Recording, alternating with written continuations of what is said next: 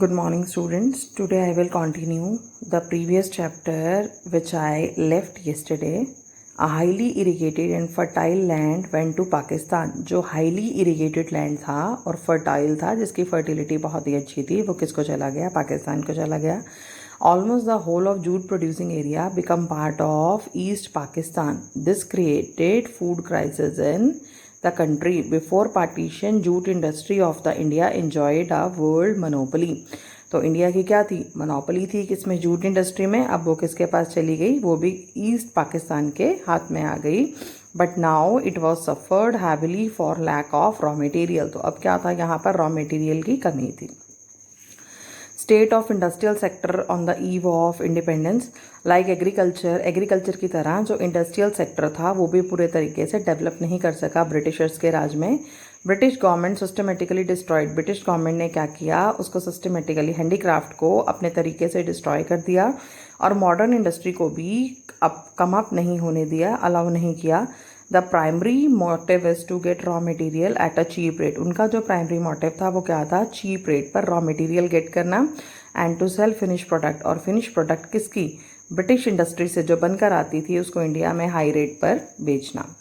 तो उन्होंने क्या किया?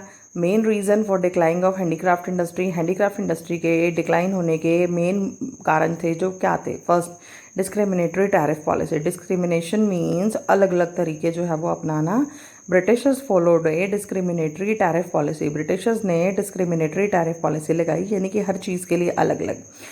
व्हाट दे डिड, उन्होंने किया क्या? It allowed tariff free export of raw material from India. अगर इंडिया से रॉ मटेरियल जा रहा है तो उस पर कोई टैरिफ जो है वो नहीं लगेगा. And tariff free import of British industrial good in India. अगर ब्रिटिशर कंट्री से, यानी कि ब्रिटिशर्स जो है वो इंडस्ट्रियल गुड यहाँ पर भेज रहे हैं, इंडियंस इम्पोर्ट कर रहे हैं, तो वो भी क्या होंगी? टैक्स फ्री होंगी. British good started replacing the Indian handicraft market in India and as well in foreign. तो इससे क्या हो गया? जो इंडिया वालों ने क्या करना था? हैंडीक्राफ्ट वहाँ पर बेचना था, उसके ऊपर बहुत ज़्यादा जो है वो टैक्स लगा दिया. अब इंडिया में हैंडीक्राफ्ट मार्केट की जगह धीरे धीरे कौन लेने लगी? Foreign market. Competition from machine made product. Machine made product of Britishers are low cost product and also have good quality than Indian product. जो मशीन मेड प्रोडक्ट था वो इंडियन प्रोडक्ट की क्वालिटी से ज़्यादा जो है वो अच्छा था. दूसरी बात, उसकी कॉस्ट बहुत कम थी. They gave a stiff competition to handicraft. उसकी वजह से कॉम्पिटिशन जो था वो इंडियन प्रोडक्ट के साथ बढ़ गया. This competition force Indian craftsman to shut down their industrial forever. तो इससे जो इंडियन क्राफ्ट्समैन की इंडस्ट्री थी वो हमेशा के लिए क्या हो गई? बंद हो गई. और बहुत सारे लोग क्या हो गए? अनएम्प्लॉयड हो गए. Lack of capital good industry. Capital good industry refers to those industry which can produce machine tools which are use for producing further goods and during British rule. There was no capital good industry which helps to promote further industrialization in India. तो capital good industry जो थी उसकी यहाँ पर कमी थी और Britishers ने यहाँ पर कोई भी कैपिटल गुड इंडस्ट्री जो थी उसकी तरफ कोई अटेंशन नहीं दिया, कोई ध्यान नहीं दिया, ताकि इंडियंस जो थे वो अपने इंडस्ट्रियल ट्रेड को बढ़ाना लें. Limited role of public sector. The public sector remained confined only to railway, power generation, communication, port and some other department undertakings. जो पब्लिक सेक्टर है उसका रोल जो था वो सिर्फ इन्हीं सेक्टर्स तक था. This role of public sector was also to significant reason for drawback of industrial sector. Industrial sector की के फेल होने का जो मेन कारण था वो ये भी था कि गवर्नमेंट का जो रोल था वो लिमिटेड सेक्टर्स में था. इंडस्ट्री की तरफ उन्होंने भी कोई ध्यान जो था वो नहीं दिया. New pattern of demand. British culture established the new class which was interested to adopt the western lifestyle. अब जो इंडियन लोग थे उनका इंटरेस्ट भी कहाँ बन गया था? जो न्यू क्लास लोग थे उन्होंने भी, जो डिफरेंट लोग थे उनका भी जो इंटरेस्ट था वो किस में हो गया था? वेस्टर्न लाइफस्टाइल में. This change the pattern of demand against of Indian product. अब वो इंडियन प्रोडक्ट की बजाय किसको फेवर करते थे? ब्रिटिश प्रोडक्ट को. Disappearance of princely courts. अब ये प्रिंसली कोर्ट्स क्या होते हैं? प्रिंसली कोर्ट्स मीन्स राजा के दरबार. प्रायर टू ब्रिटिश रूल से पहले नवाब, राजा, princes, emperors rule different part of the country में वो क्या किया करते थे? राज किया करते थे. They use to patronize means support करते थे किसको, the handicraft, because of which the Indian handicraft industry acquired international reputation.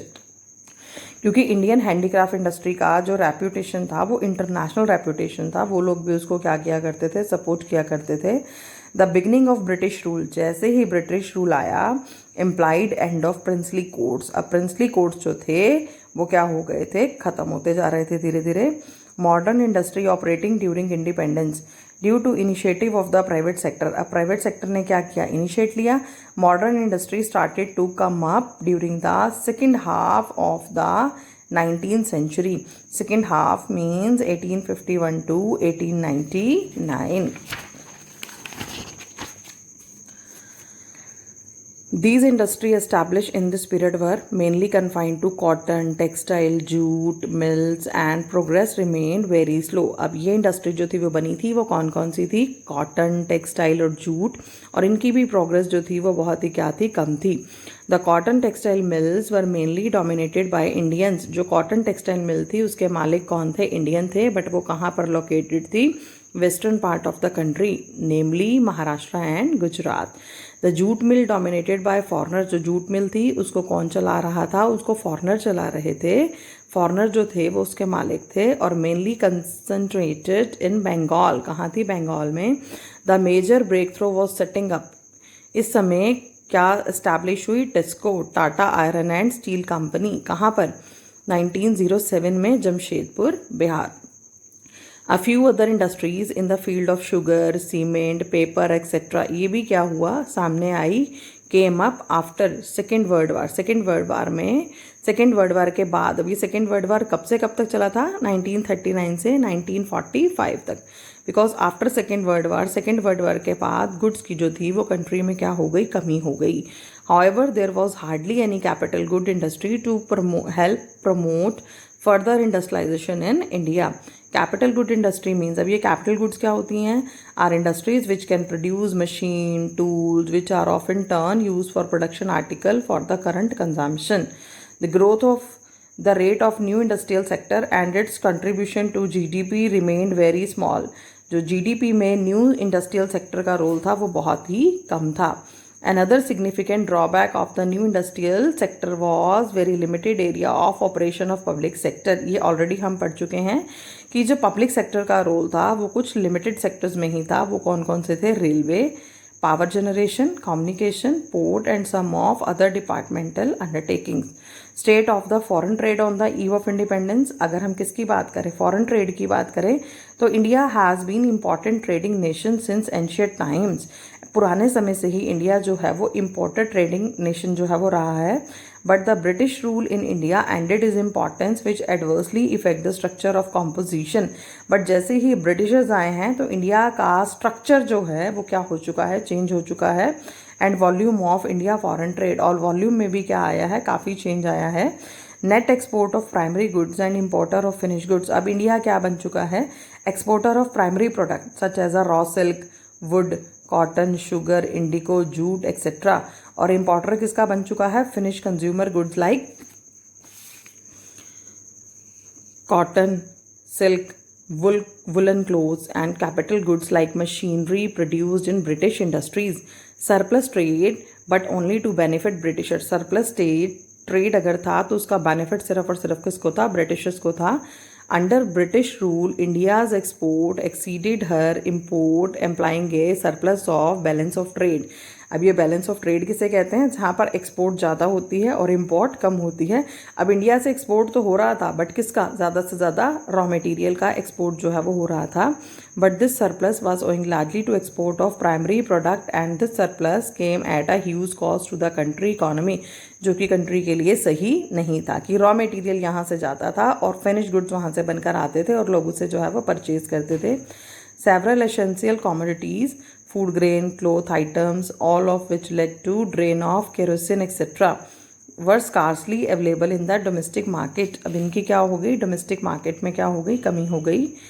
Furthermore, this export surplus didn't result in any flow of gold and silver into India. और क्या था, export तो surplus हो गया, but उसके बदले में कोई भी गोल्ड या सिल्वर जो था वो कंट्री के अंदर नहीं आ रहा था, जो किसका सिंबल था, इकोनॉमिक बैकवर्डनेस का। अब ये सरप्लस जो था वो कहाँ यूज़ होता था, to make payment for expenses incurred for office set up by the colonial government in Britain. Second, to made expenses of war के लिए, और वो वॉर करते कौन थे, fought by the Britishers. To import invisible item में आती हैं बेटा services etcetera. Monopoly control of British rule, British government created a monopoly over Indian export and import. Foreigners ने क्या किया था, ब्रिटिशर्स ने क्या किया था, अपनी मोनोपोली कर ली थी, सिंगल कंट्रोल कर लिया था। अब एक्सपोर्ट और इम्पोर्ट दोनों पर उनका राइट था। आधे से ज़्यादा इंडिया का जो फॉरेन ट्रेड था वो किसको जाता था, ब्रिटेन को, और ब्रिटेन ने कुछ कंट्रीज़ को अलाउ किया कि वो इंडिया जो है वो उनको क्या करेगी, एक्सपोर्ट करेगी। वो कंट्रीज़ कौन कौन सी थी, China, Ceylon Sri Lanka, Persian Iran. क्या हुआ, स्यूज़ कैनाल ओपन हुआ 1869 में, served as a direct route. अब शिप का डायरेक्ट रूट जो है वो निकाला गया, operating India and Britain. This has also reduce the time taken for travelling. अब इससे क्या हो गया, टाइम जो था वो काफ़ी कम लगने लगा और ट्रांसपोर्टेशन की कॉस्ट भी जो कम आने लगी, और इंडियन मार्केट जो थी वो क्या होने लगी, ईजिली जो थी वो इंडियन मार्केट से ट्रेड करते थे, यानी कि यहाँ से एक्सपोर्ट ईजिली जो है वो कर लेते थे। Demographic condition during ewe of independence. अब ये डेमोग्राफिक कंडीशन क्या होता है, structure of population. Demographic condition also show all the features of stagnant economy. जो डेमोग्राफिक कंडीशन थी वो भी किसके फीचर्स को दिखाती थी, स्टेगनेंट इकोनॉमी को। Indian economy it is divided into 2 parts. ये भी किस में बटी हुई थी, 2 पार्ट्स में बटी हुई थी। First, official census. पहला ऑफिशियल सेंसस जो था वो किसने कंडक्ट किया, दादा भाई नारोजी ने। Through suffering from certain limitation the census revealed. Census जो है वो किसको दिखाता था, unevenness in India's population growth, यानी कि जो पॉपुलेशन ग्रोथ था वो इवन नहीं था।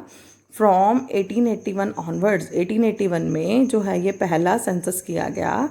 Operation was carried out after every 10 years, और 1881 के बाद ये प्रोसेस कंटिन्यू रहा और हर 10 साल के बाद सेंसस जो था वो किया गया।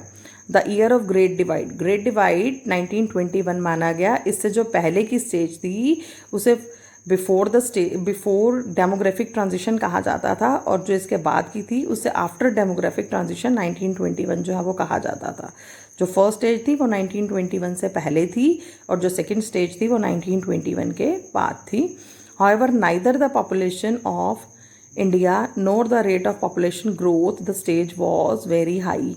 सेंसस ऑफ 1891 1901, देखिए बेटा ये टेबल्स आपके सामने हैं। 1891 की पॉपुलेशन 23.87 करोड़, 1901 की पॉपुलेशन 23.83 करोड़ एंड 1911 की पॉपुलेशन 25.21 करोड़।